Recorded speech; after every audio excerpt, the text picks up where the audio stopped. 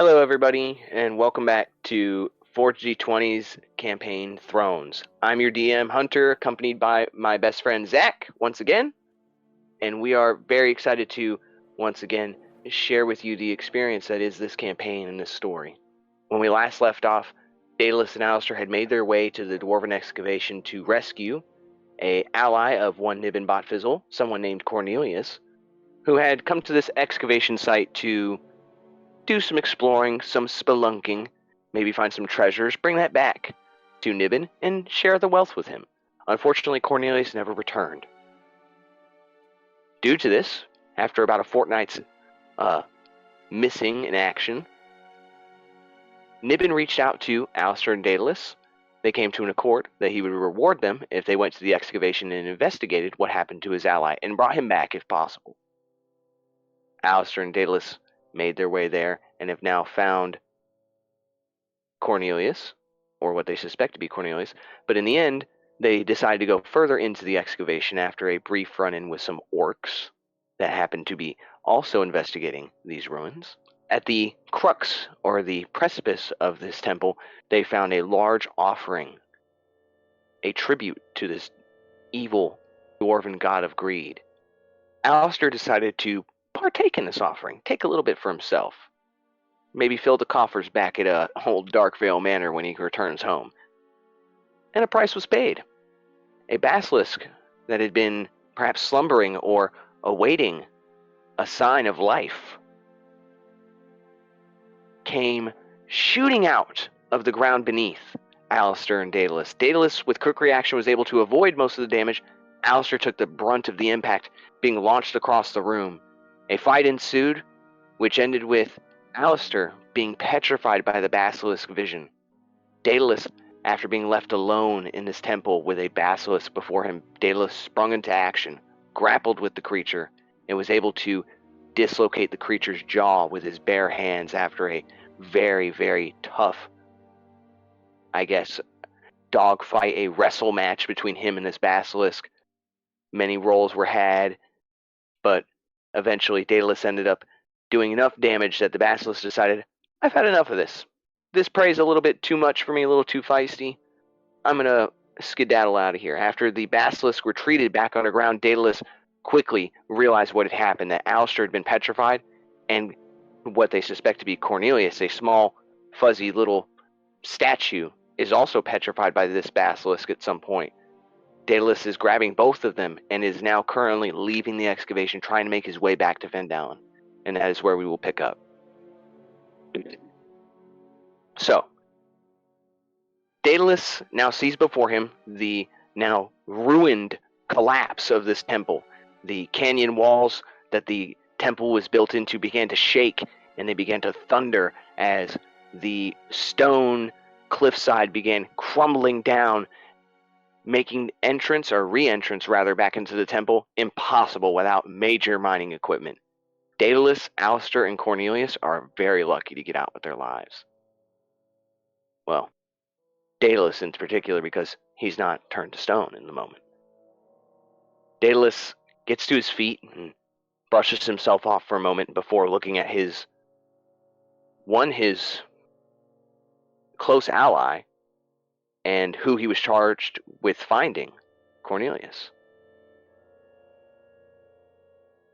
Daedalus takes one look at Cornelius. He makes a comment to himself. All of this to find you. It better be worth it.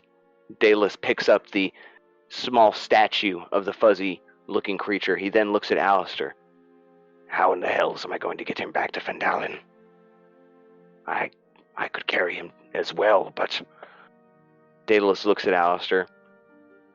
He takes a moment and pulls his rucksack over his shoulder and peeks inside, and he spots something that he remembered he had in his explorer's pack. 20 feet of rope. Daedalus begins tying the rope around Alistair's now petrified body. Alistair, you're still conscious in this statued state. You can see what Daedalus is doing. You can hear him, but you cannot move, you cannot scream, cannot speak. It is true terror. You are left to Daedalus's mercy and for him to help you. Daedalus, you see him tying this rope around your waist. You clearly can tell he plans on dragging you. If he can't carry you, he will drag you. Daedalus, as he's tying you up, you hear him sort of speaking to you. Well, Alistair, if you're in there, I apologize, but I don't have a wagon. And although you are a small half-elf, and rather emaciated-looking one, I don't feel like carrying you for the next, 9-10 hour walk back to the village. So I'm going to drag you. And then Daedalus makes an observation. You see him kind of look up to the sky, raise an eyebrow. Or should I carry him? If I'm dragging him and maybe the arm snaps off the statue, he would lose his arm. Daedalus looks down at the statue. Don't worry, Alistair, that's not going to happen. I hope you're not awake. You're not awake. Daedalus then reaches down and he decides to sort of stand up Alistair's statue from its sort of rested position.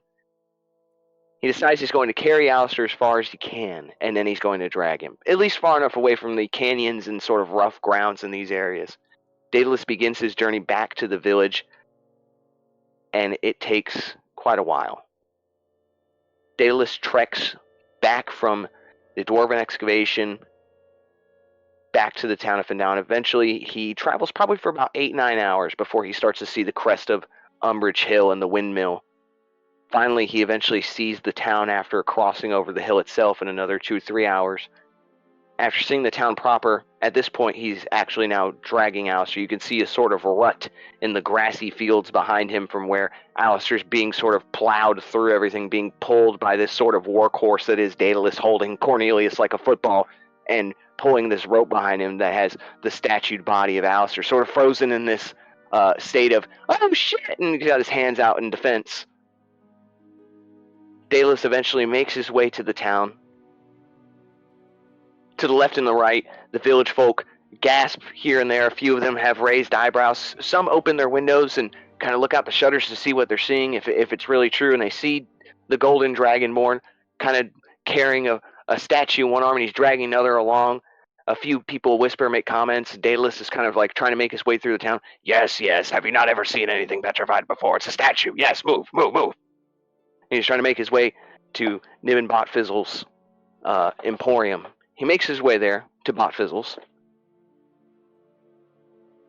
He opens the curtain door and is assaulted once again by the aroma of this place, the heavy lavender smell. And you can hear the humming of one Niven Botfizzle inside Alistair. You hear, and then a voice of recognition. Oh, Daedalus, welcome back. A clap of the hands again. Uncelio? And then the pillow once again twirls in front of him. Niven hops on and begins to float towards Daedalus. Ah, I see you found them, my friend. You found Cornelius. This is very good. He will be a little perplexed, a little miffed, I must say. Where's Alistair? And then you see Daedalus start pulling at the rope, pulling it inside, and you hear the grinding of the stone on the ground being pulled in. It's this long, dramatic pause as it comes to a stop right next to him. Daedalus looks at Niven. Well, my floors are ruined. Thank you for that. You could have just said he was petrified as well. This is your fault. What the hell do you mean this is my fault? You see Niven flaunts his hands out in front of them, pointing at the two of them. What do you mean? How could this be my fault? I didn't petrify them. You said that there wouldn't be anything dangerous here. I also said that I had not investigated these ruins, that Cornelius was the one that had gone. I did not know this had happened to him. You said that you knew more than you let on when we left. Maybe you knew about this basilisk. What are you saying here? That I wanted my friend to go in there and get petrified, and I sent the two of you to get petrified as well? And what would that gain me? Daedalus looks at him. You have about 5 minutes to fix him. And he points at Alistair and he kind of pokes the statue. If not, this place is going to go up in flames. Do you understand, Botfizzle? You see Niven's eyes get real wide. Are you threatening me, Golden One? And he squints at Daedalus. Daedalus looks back and squints back at him.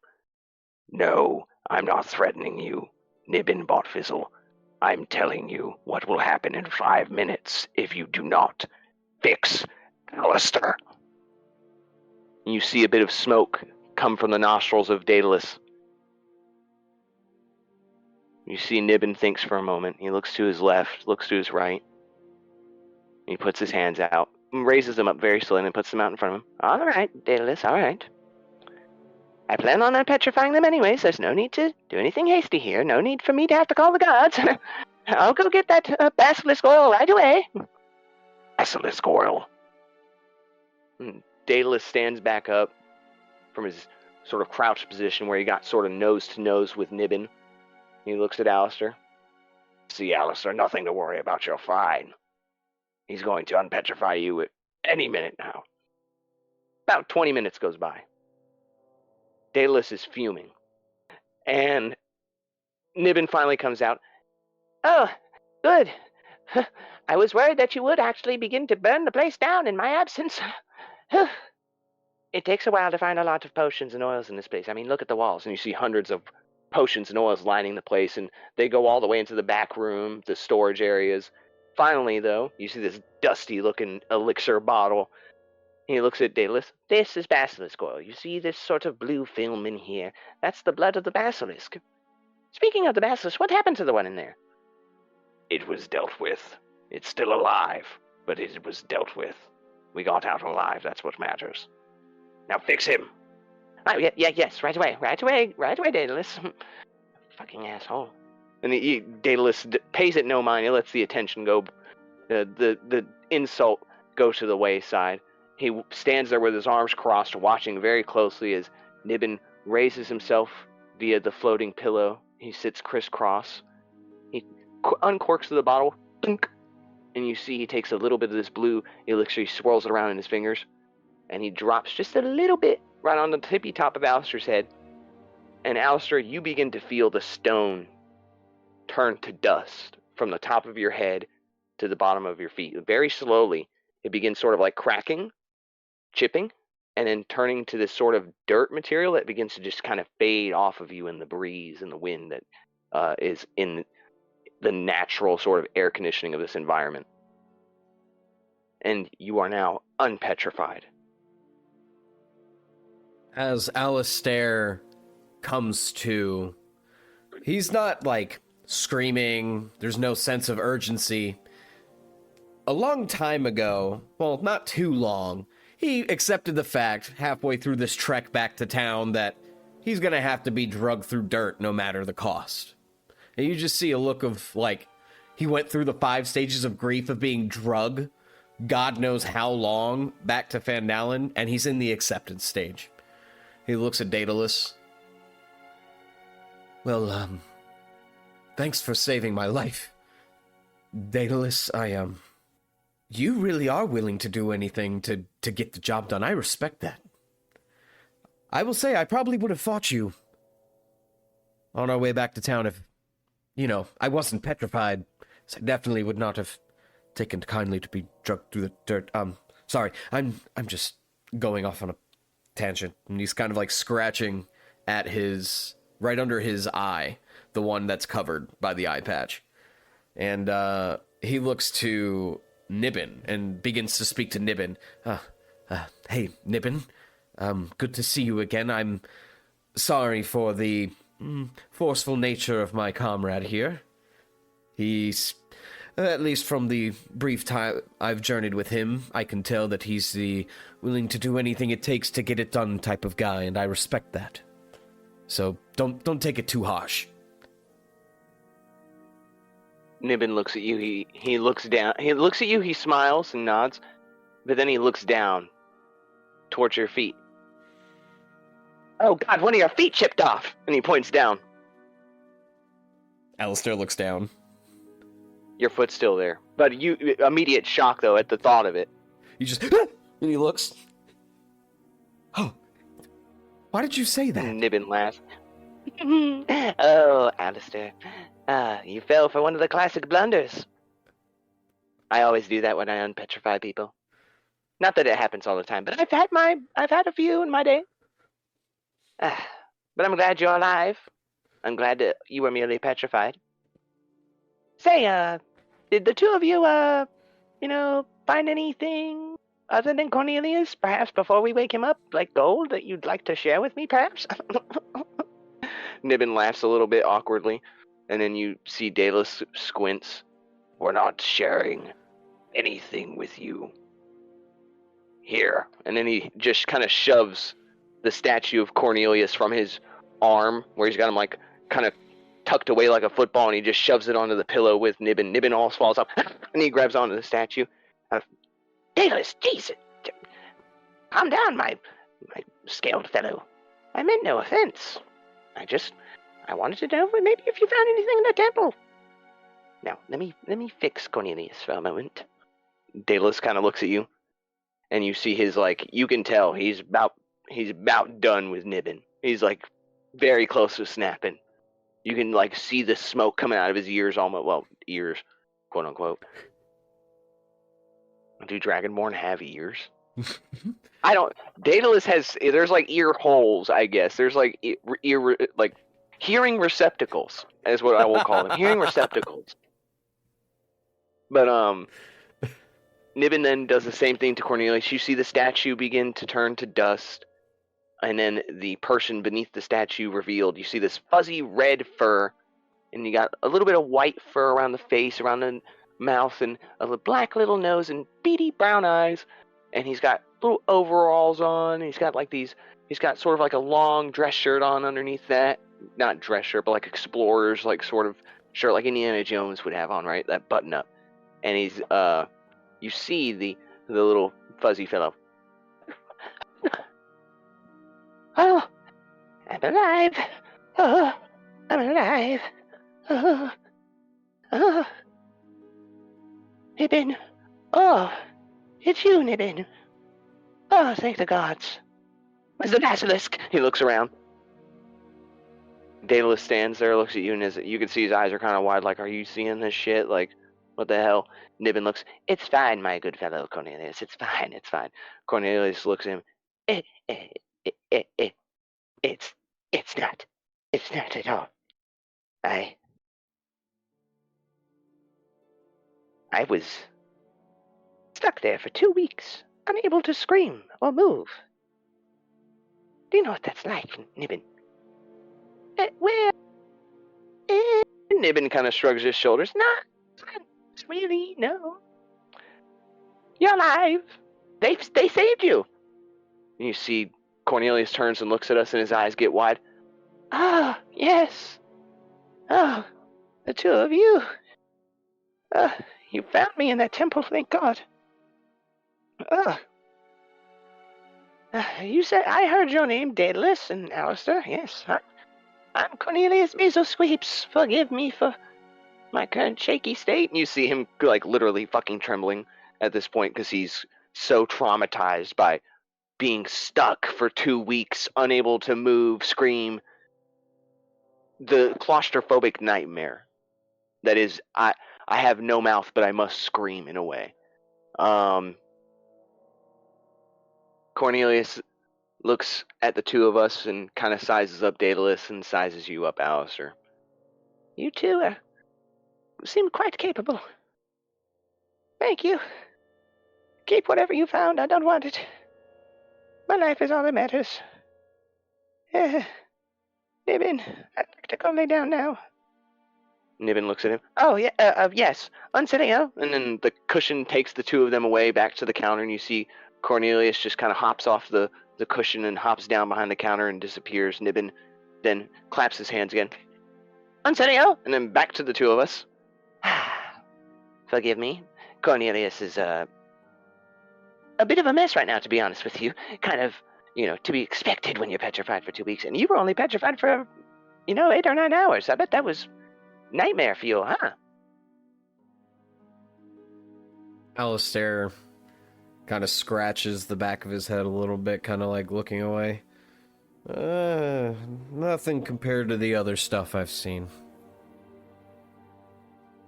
You see Nibbin kind of like, he kind of leers his head back away from you. Oh, oh. He looks at Alistair. You do have that 1,000-yard stare like you've seen some things.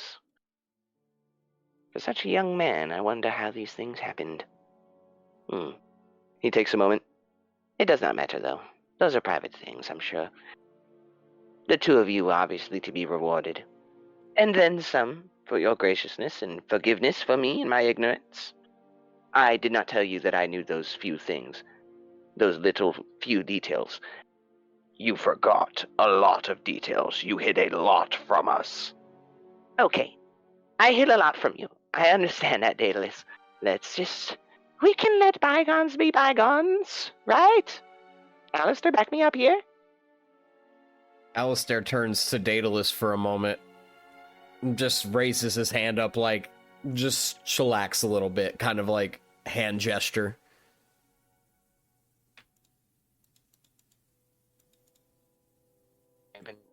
Looks at Daedalus, he goes, see, it's fine, Daedalus.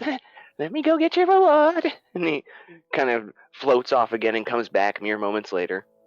Ah, here we are. Well, while you were gone, I went ahead and obtained your armor and your garments from the Lion Shield caster. The smith sends the regards. And I went ahead and made some alterations. I went and enchanted them a bit for you. You'll discover that yourself in time. But here are your belongings from the Lion Shield caster, and you see he brings out from this sort of it's a book bag he's got with him, this satchel, right? But he reaches in, and when you reach in, you get a peek in the bag, and you don't see anything in the bag. But when he reaches in, he pulls out your entire outfit that you sent to the Lion Shield caster to be tailored. Ah, your regal attire, my good man. He reaches out and kind of hands it to you while it's neatly folded.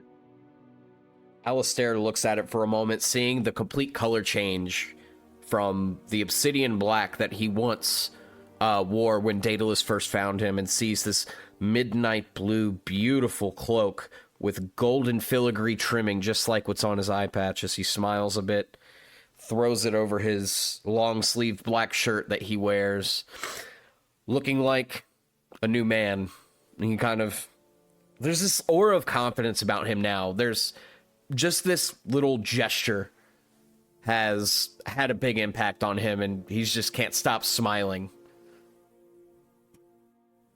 Daedalus notices this, and you see Daedalus kind of nudges you in the shoulder to turn. And as you turn, he kind of looks at you with the jacket on. He grabs the collar of it and like tightens it, brushes it up or whatever, and makes it look, proper and brimmed. He looks at you. Midnight blue, a good choice. He looks over at Nibbin. And my armor. And then Nibbin goes, oh yes, of course.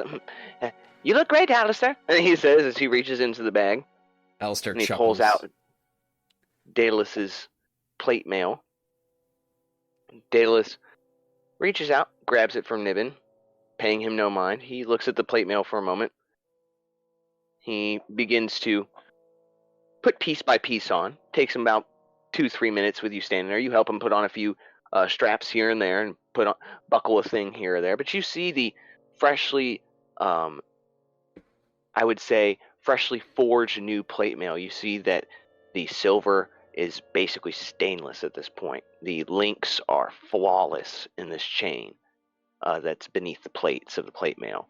You see the armor itself has been given a little bit of tailoring. You see a sort of green or deep dark green that's almost the same color as Daedalus's eyes. It's like a cloth that you would typically see on like a old Crusader images that you would see. You see this large cloth that runs down the center of his chest, down between his legs, sort of hanging down. And you see it also matches in the back, and this is dark green color with a little bit of golden filigree here and there. And you see Daedalus kind of brandishes this on. He looks at himself down and up. It fits well. I've never had armor that fits this good. And you see him roll his shoulders and roll his arms. You see him kind of move his legs, picks them up, kind of stretches them out. Wow, this is flexible. This is what it's like to have armor that fits you. Nibbin looks at him. Yes, it is, fitting. It's not as dashing as Alistair's, but it'll do the job, I suppose. You won't get hurt when you get hit now. Daedalus looks at him. You see this kind of look at him, like in his eyes of like annoyance. And look good. Say it. And then Nibbin looks at him. What? Say, I look nice in this new armor. You complimented Alistair. Compliment me, too. And then Nibbin looks at him. You look nice, Daedalus, Nibbin says very calmly and sort of cringes as he says it. Daedalus looks at him. Yeah, you're lying to me. Never mind. He looks at Alistair. What do you think, Alistair? Does it look all right? Alistair strokes his chin for a moment, squints his eyes, kind of checking Daedalus up and down. He locks eyes with him. This eye contact that Alistair's giving him is piercing, as if the words that he's about to speak are striking so true. And he speaks. You look like a knight, my friend. You see Daedalus kind of, at first he's kind of smirking, like as he asks, like, what do you think, because he obviously knows I look like I got playmail on, I look fine. But he's just trying to give Nibbin a hard time, not really making anything of it, so he's just messing around. But as you say this, his eyes widen for a second, and the smirk turns to like almost a shock, but then an affectionate smile. He says, he kind of nods his head. Well, if I look the part, then maybe one day I will be one. They always say, dress for the job you want, not the job you have. I think I look the part, too. And then Nibbin sits there. Yes, what Alistair said. Yes, what Alistair said. He's right. Daedalus looks at him, and he just kind of groans. And then Daedalus turns and looks at you. And what about the rest of our reward, Botfizzle? Yes. Forgive me. This is the part I don't like. He reaches into his pocket, the same satchel, and you see him pull out an even, like, in that sort of proverbial blackened abyss within that satchel, he pulls out a small bag, a little coin purse. He reaches it out. He's looking away. He's got his left hand out. Take it before I change my mind. Please, take it. Do you take it? Hell yeah. So you reach out and you grab this coin purse and you very quickly just reach out and snatch it from Nibbin. You open this sort of velvet-colored pouch via the strings that kind of pull apart, and you look inside. And just like in the old cartoons, like a proverbial sort of silver light comes out and hits you in the eyes, and you hear the heavens gates open. Oh! And as you look inside, you see, and you may want to take a note of it, you see in this pouch 25 pieces of platinum, and you see an additional 7 gold, 14 silver, and 21 copper.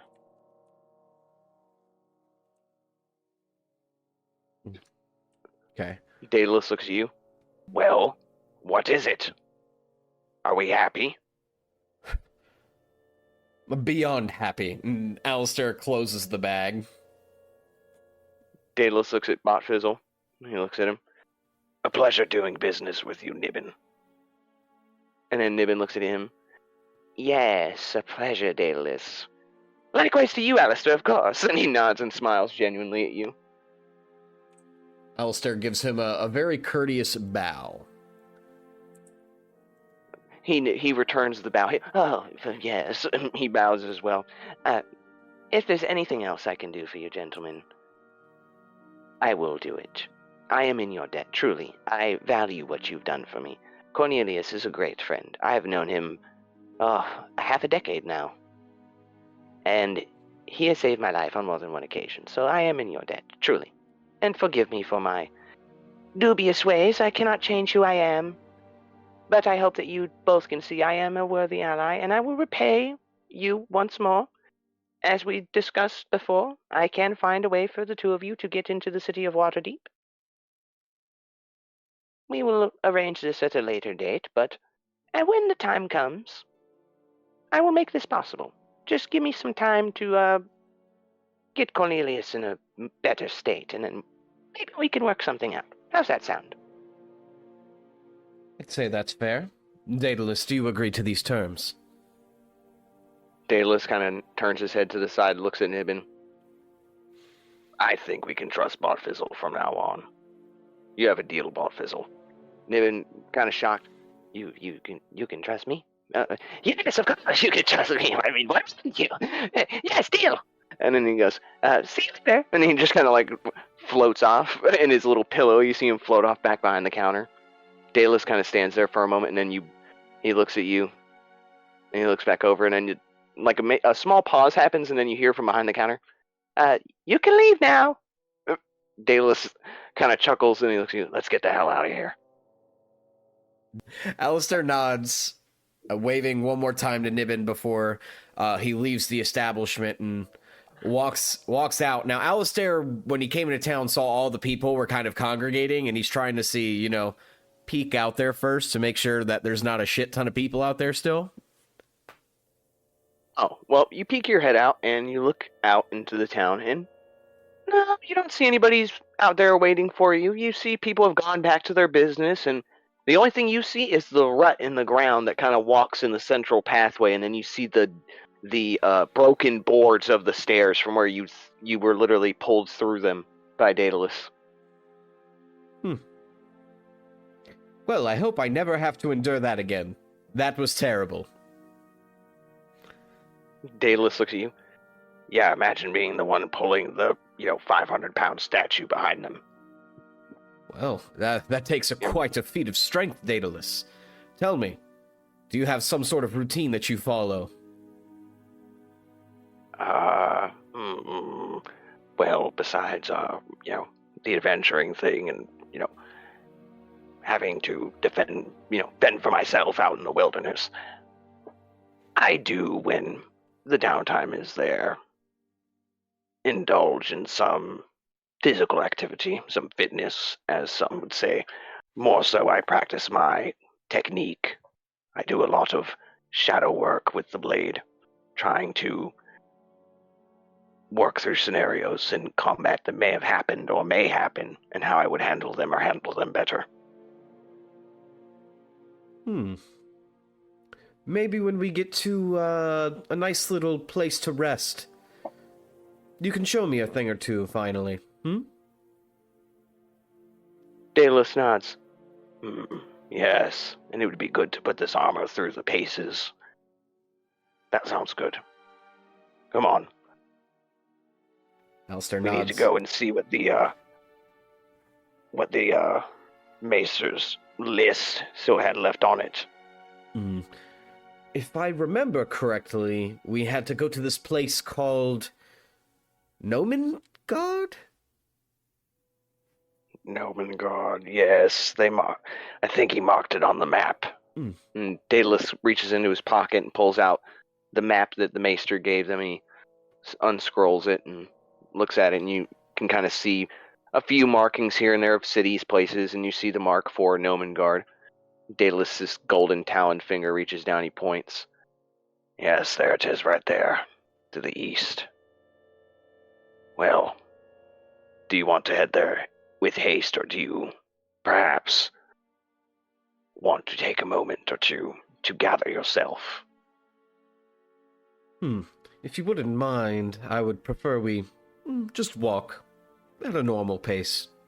I could use it. Helps clear the head. I don't want to have to focus too much on sprinting and the like right now. I'm in agreement there. My legs probably couldn't go much further. Very well.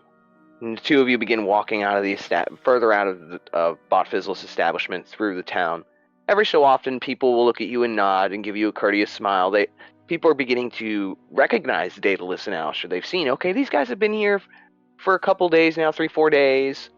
they've left and they've come back. They've helped us on multiple occasions. So now you're seeing the more in Connect townsfolk, specifically the obviously you've got Krieg and you have Nibbin, the Maester. You've got the Smithy and his wife over at the Lion Shield Caster. So there's word going around the town that the two of them are beginning to make an impact. And you see a few people say hello, say good morning, good afternoon, hello, and they ask you how your day is going as you walk by. They even speak to Daedalus in surprise, and Daedalus returns the kindness. And you see Daedalus is kind of impressed that people actually want to talk to him a little bit. And you see him he's got a bit of a smile on his face. And you see he kind of like looks around at the place for a moment, kind of as he's walking down the streets. You see he kind of turns left and turns to the right. And he kind of looks around. Alistair. These are good people. But what the hell are they going to do if a dragon comes here? You see his face gets kind of sad. He was happy, but he gets sad thinking about how ill-prepared these people are for what they saw on the cloud line the other day. Daedalus poses a question to you. Truly, what would they do? What defenses do they have? They have nothing. Then, Daedalus, we will protect them. Daedalus nods. You see him kind of like think on that. You already swore that we would kill the dragon to Elia, so yes, we will protect the town. I actually wanted to talk to you about that. I hope you didn't take offense that I brought you into that, all willy-nilly. Daedalus looks at him. I took no offense. Shocked at your willingness to fight a dragon, but I wouldn't say impressed, but almost impressed at the gall you have to think we could stand a chance. We killed a troll, though, and that's a step in the right direction, I suppose. Yeah, it is a step in the right direction, Daedalus. But you're probably wondering why I have such gall about this.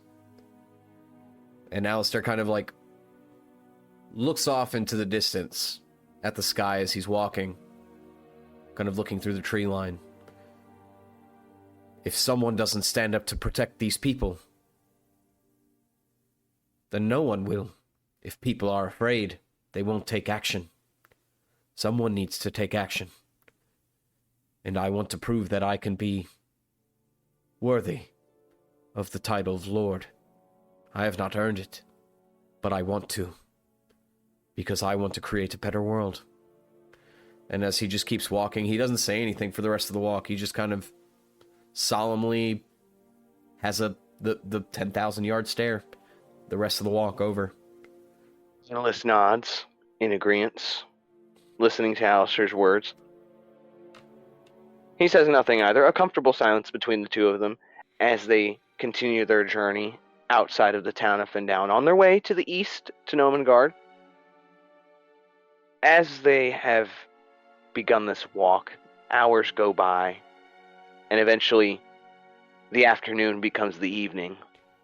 Your legs are somewhat sore. You know, you really haven't had to use them today. You know, you were a statue for 8 or 9 hours, so you just kind of, you feel all right. Like you've been walking for about 2-3 hours. They're kind of sore, but not the end of the road. But you are a little tired. You look over at Daedalus, though. He's exhausted. He is winded. He is perspirating. You didn't even know Dragonborn could do that. And you can see him every once in a while, he'll take a big deep breath through his nostrils to sort of lower his heart rate. Daedalus looks over at you. What? I'm tired. I can see that. Perhaps maybe we save our training for tomorrow. You seem quite gassed. Daedalus looks at him. Are you insinuating that I couldn't fight right now if I needed to? It's best to save that strength just in case you do need it, Daedalus. Let us make camp first. Here seems like a good place as any. We'll pull off to the side over here, away from the road. You pull off to the side path of the King's Road, and as the two of you begin to sort of pitch the tent, put the camp together, you've got your tent relatively set up fairly well. Daedalus has his. Would you like to describe your tent, your setup? Because I don't think you've described what your tent setup looks like yet. Well, I'm gonna tell you this. Alistair, I don't think has a tent set up. Let me see. Take your time to think. If you need to think, say, let's take a moment and think on it, and I'll go smoke a cigarette while you think. So, I know how this is gonna go. So, Alistair doesn't have any pack on him. No explorer's pack. Okay. No bedroll. He literally sleeps on the ground and throws an extra set of clothes over him as a blanket. Daedalus looks at him. What the hell are you doing? Sleeping. What do you think I'm doing? Well, trying to. Daedalus looks at him. Fine, I'll pitch a second tent again. And he goes back to pitching another tent. He's got his set up, and you can see Daedalus's tent is very typical, very basic. You see this sort of olive green canvas color that's sort of draped over these large sort of, they're not sticks, I would say thick branches that have been shaved down into certain shapes, to be stakes in the ground. You see a small light coming from inside from a small lantern, a bedroll. Daedalus pulls out he's got an explorer's pack, but he also has a dungeoneer's pack. And from his dungeoneer's pack, you see this sort of brown canvas, like khaki-colored canvas material. He begins pitching another tent. If you recall, this is the one I put up for you almost a week ago when we left the manor, I think. I forgot we had that. Well, that's because it's mine, and we haven't had to use it, and you were basically concussed as well. I mean, I was concussed, but they're mine, so I wouldn't forget.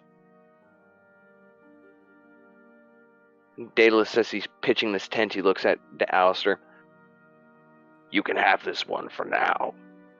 And he takes the rest of his belongings from the Dungeoneer's pack and puts it in his Explorer's pack. But when we get to Waterdeep or back to Phandelin, wherever the hell we go first, you get your own. Fair enough. I appreciate the kind gesture, Daedalus. Considering, we did just get paid a whole lot of money. Speaking of the money. Yes. He pulls out the satchel, opens it. Half of it is yours. Daedalus looks inside, and the bright silver light almost blinds him. You see his eyes squint, and he leans his head back. Oh! He peeks back in with one eye, almost like he's sinning, and not, like he's hiding his gaze from the gods. He looks inside. By the 9, I've never seen so much wealth. And this is only the beginning. Platinum. Daedalus kind of wipes some sweat from his brow line. Very well. And he takes his half of the coins. You see Daedalus walks over to his tent, and at this point Daedalus has removed his plate armor again, but you see he pulls out his sickle from his bag in the tent. And he looks at you. Grab your blade. Alistair raises an eyebrow. My blade? You wanted to train. You wanted to be taught what skills I have. Alistair sighs and grabs his rapier.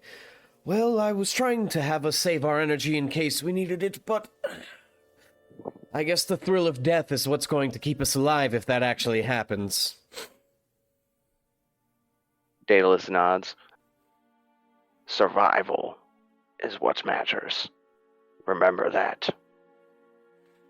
And then Daedalus, he waits for you to approach. You get about 10 feet away, and he raises a taloned finger, as if to tell you to stop. Ready yourself. And he waits for you to get in sort of a ready stance. Describe that for me. How you would hold the blade, how you look. Okay. So in this moment, Alistair is going to have his left foot forward, his right foot back, perfect base.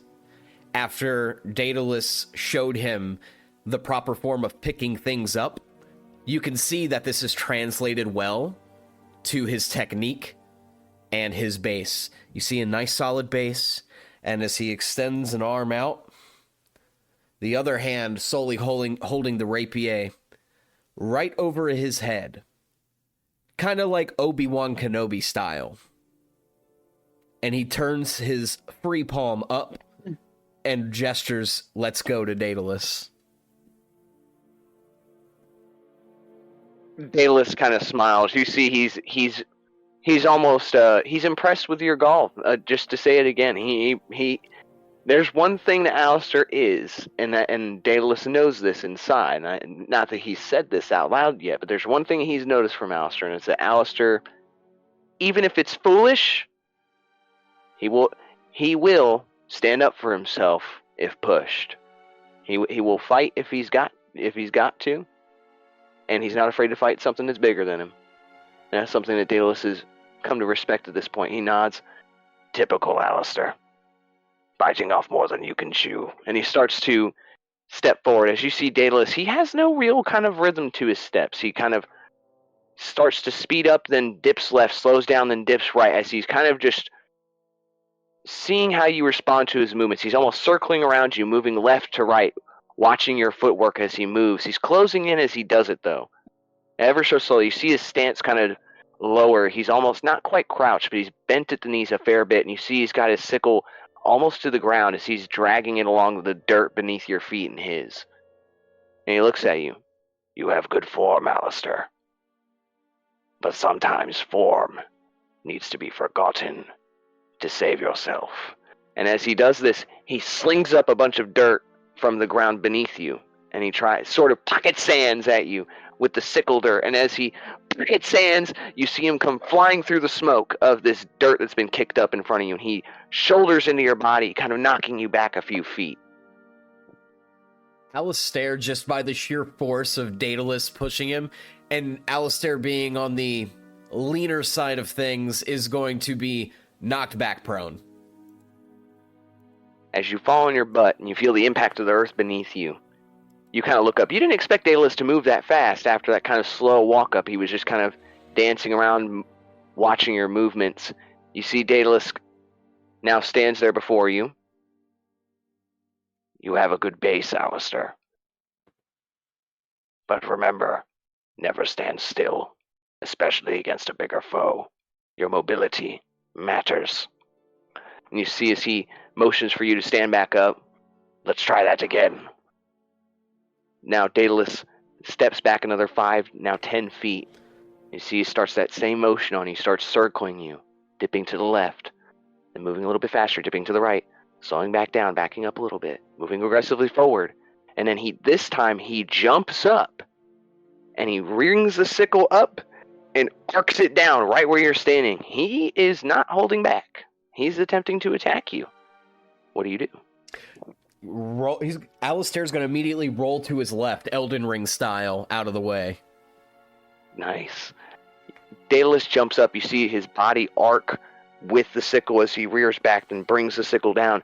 As it crescents down towards you, Alistair, you roll right out of the way, just somersault forward right out of the way. As you roll out of the way of this attack, Daedalus slams the sickle into the earth next to you. His sickle stuck to the ground. You see he pulls it back up, and he looks at you. That's much better. And he looks at you, and then he takes his stance this time. And you see Daedalus' stance is very different from yours. You see Daedalus has a bit wider stance. You see his left and right legs are wider than shoulder length apart. He has a bit more bend to his knees. He takes one hand, his right hand, and it's holding the blade to his side. The sickle is not kind of drooped down, it's just at waist level. He doesn't have it up in front of him to sort of protect himself. In his left hand, he keeps out in front of him just a little bit, just kind of open palm in front of him. And he starts kind of just waiting for you. And then he turns that open palm left hand, drops his middle ring and pinky talons, drops his thumb, and then with his pointer talon looks at you, and you see he curls it as if to say, come get some. Alistair in this moment is going to start circling him slowly. And you're going to see Alistair... Well, Daedalus... He's going to try to hide it from Daedalus, actually, as he's trying to stealthily reach into his coat pocket to try to grab something. Let's say that Alistair, to try to hide it, is going to be pulling some feints with his rapier as if he's going to stab Daedalus to try to distract him. You see Daedalus kind of mimics your movements as you approach. He kind of moves back when you move forward. He moves left when you move right. He moves right when you move left. But as you start to feint a little bit, Daedalus doesn't expect the feints at first. You're trained in proper technique. You understand that the duel is a battle of the minds as well as skill. You gesture out a few feints to see his response, and very quickly Daedalus snaps his sickle out and whips the rapier away from him. But he's reacting to these feints, not seeing what you're doing with your hands in your bucket. And Alistair, in this moment, in his inventory, he has in his little pocket a little bag of sand. Oh my God. And he's gonna pocket sand him. Alistair, you reach into your pocket and you kind of let out one final feint as you stab forward. Daedalus knocks the blade of the obsidian rapier away, and as he knocks it away with a flick of his right wrist, as his right wrist moves away from his central vision, and he's looking at you now, taking his eyes away from the blades, he turns to look at you, and as he looks at you, his eyes are coated with sand, and you see Daedalus, and you immediately hear Daedalus, pocket sand, as he rears back, and you see Daedalus kind of has the sickle in front of him. He's kind of swishing left, swishing it right, trying to keep you away from him. Wipes his eyes of the dirt, blinks it away. What do you do?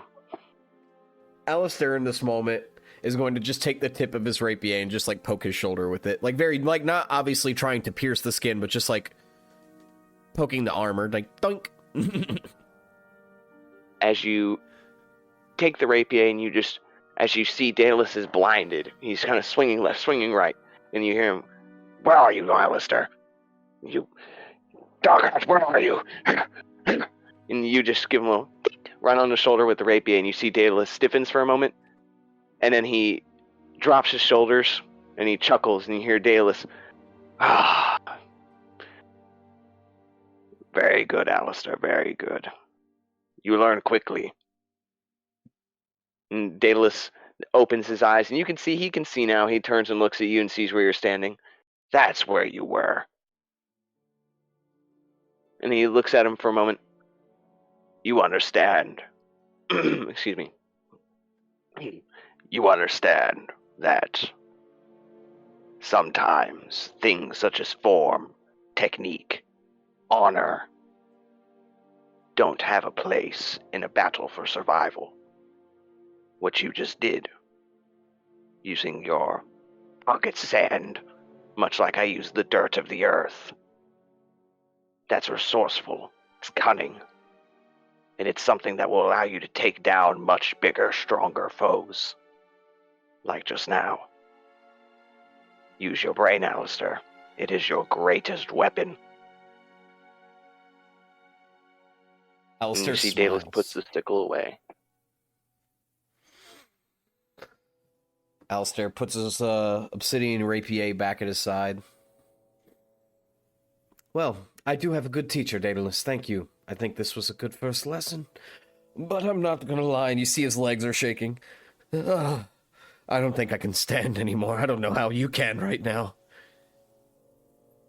Daedalus kind of looks at you, and you see him look down at his legs. And then you see the right knee kind of like shake a little bit, and then he stiffens it. "I'm fine. Perfectly fine." And then the other one starts to shake, and he puts his hand down to steady it. "All right, I'm a little exhausted." And then he looks at you. "I think, as you said, that is enough for the first lesson. Next time, it will be different, but you will be ready. Get some rest, Alistair. We will need it for tomorrow when we make our way further to Nomengard." Alistair nods. kind of stretches, takes off his new studded leather armor. He puts it on a hanger, right back onto like a tree branch that's within, his reach. And Alistair is not going to rest tonight. He's going to have a restless sleep. He cannot sleep. But what he does in the interim to try to fill the void of him being unable to sleep is he's going to do crunches for as long as he can. He's just going to start training.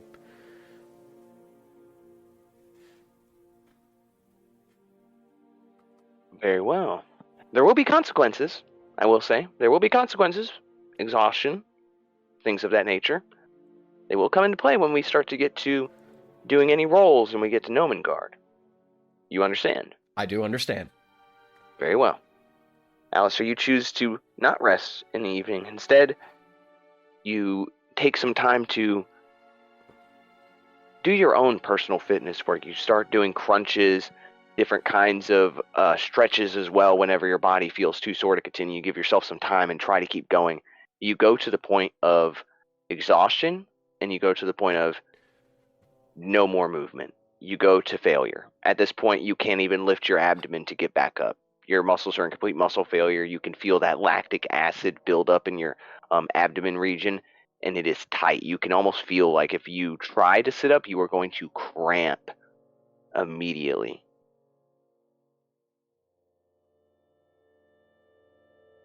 As the night continues and you continue to sort of nurse your way through the evening's workout, night begins to turn to day, but as the night goes on,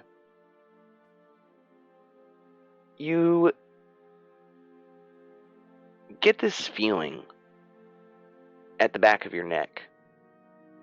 A cold wind echoes through the air, and you can feel this breeze, and it hits you. And it's not like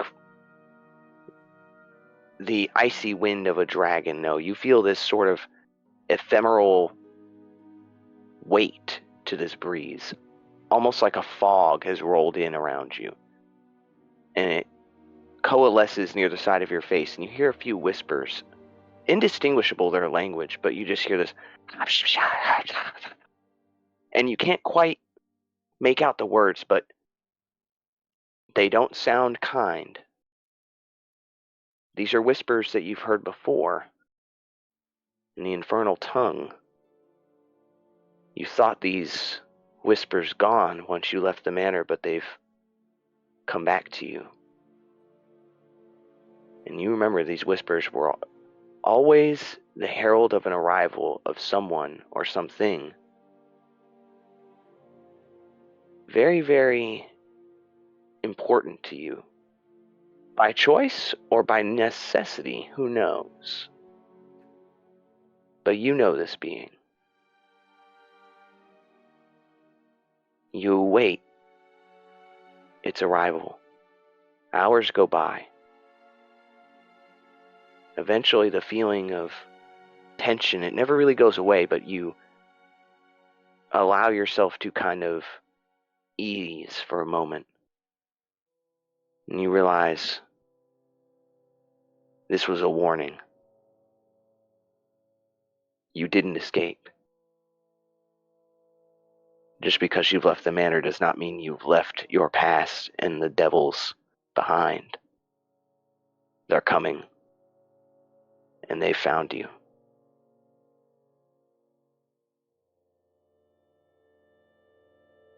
As day comes,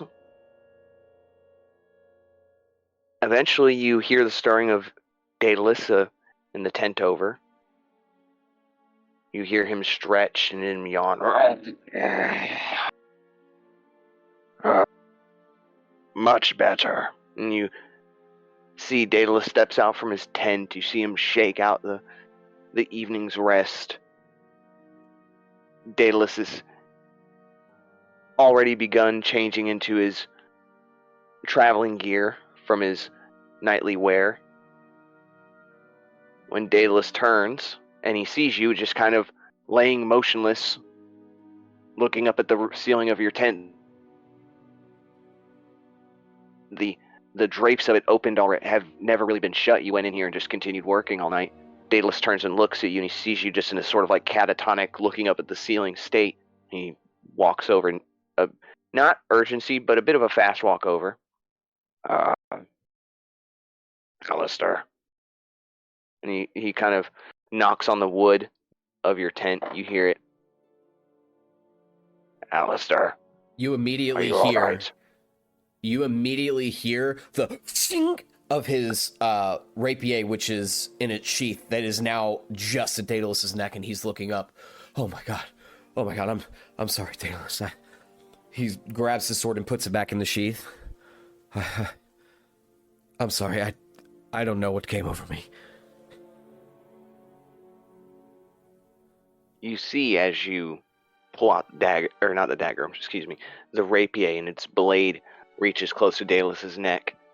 Daedalus does not react. He doesn't flinch, he just stares at you. He looks down at the blade at his neck. As you lower it,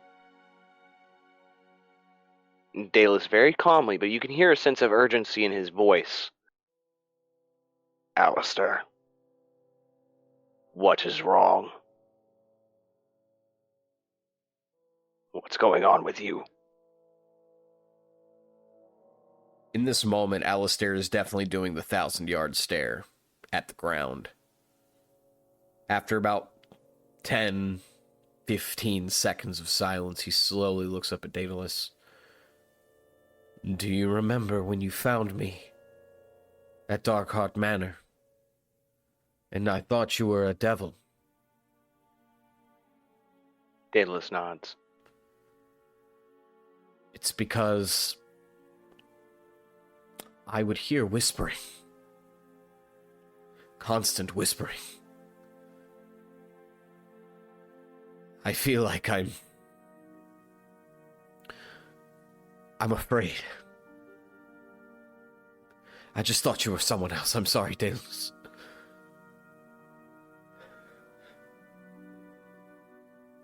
It's all right, Alistair. I live. And Daedalus kind of smiles.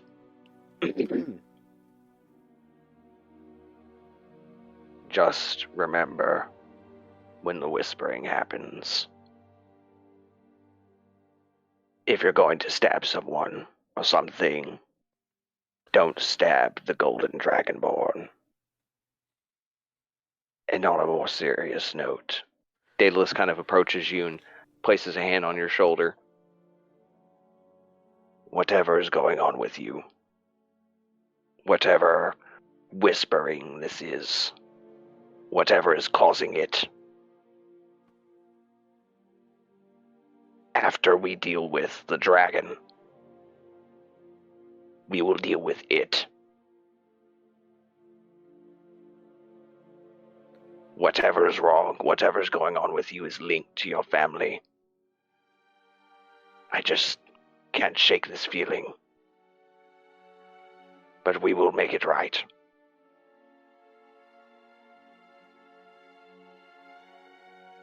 Alistair just nods in agreement.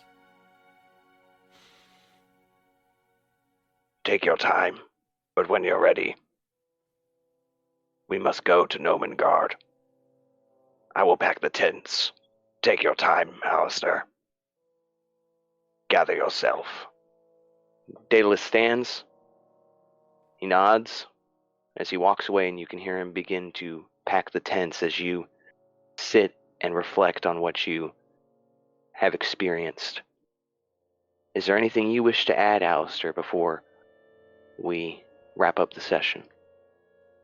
Alistair is just gonna kind of be there in silence for a moment before taking down his tent, handing it back to Daedalus, and he's going to, with great muscular atrophy occurring after a traumatic experience, Alistair feels at a low point. He doesn't even want to talk right now. He just wants to just keep going, keep pushing forward. Very well. As you kind of sit for a few moments to gather yourself, the 1,000-yard stare not leaving you.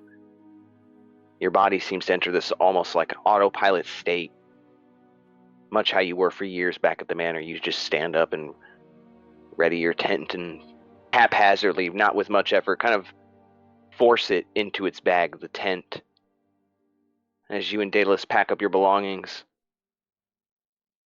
you finish first and you have already begun walking towards Nomengard. Daedalus is maybe 15 seconds behind you. He says nothing. He can tell that the distance between the two of you is on purpose. You walk ahead. And that is where we will end tonight's session, with you walking towards Nomengard, Daedalus a few steps behind, you in a state of shock and Daedalus in a state of bewilderment as to what is wrong and what is going on with you. When we return next week, we will begin our next quest. We will enter the gnomish village town of Nomengard, where our two heroes will sort of do some sleuthing and have some interesting banter and meet a very interesting and different culture in Nomengard and these people. But that's it for today. I do want to say thank you all for listening. Thank you for your time. I really appreciate all the listens. We have had some pretty recognizable growth, and I just want to say thank you guys so much for listening every episode. It really means a lot to us. I can't say enough how many times I've sat down and looked at some numbers, or Zach's told me and informed me about the numbers, and I've just been very shocked and very humbled, and I'm very happy to say thank you guys so much for listening. I know a lot of it's friends and family and things like that right now, but it means a lot to us. I can't say enough how much it means to us to share this story and this experience with y'all, and I hope that you guys are all enjoying it as much as us. And once again, I do want to say, make sure to reach out to us on our social media platforms, Instagram, Facebook. Make sure to give us your compliments, criticisms, what you'd like to see next, where you'd like to see the story go, and predictions. Where do you think the story's going to go? And just what do you think of the characters so far? Every comment matters, and we want to read them all. We want to share this with you. Give us your thoughts and your opinions. We'd love to hear them. But thank you so much. Thank you for the time that you spend with us. I can't say that enough.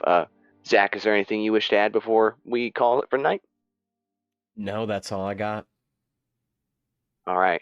Thank you, everybody. And once again, that was another episode of 4D20's Thrones. Y'all have a great night. Bye-bye. Oh, wait, before I say bye-bye, I'm so sorry. Zach, you may have to edit this in. I do want to say special shout-out to our patrons, Melanie Droz and Melanie Cocciolone. I love Mel, you love Mela, I love Mela, but platonically, and you love Mel platonically. We love you guys. You guys are awesome. We appreciate your patronage and the dedication and support the two of you give us so that we can kind of pursue our passions and our dreams. We love you both so very much, so thank you guys. Love you guys. Take it easy. Take it easy.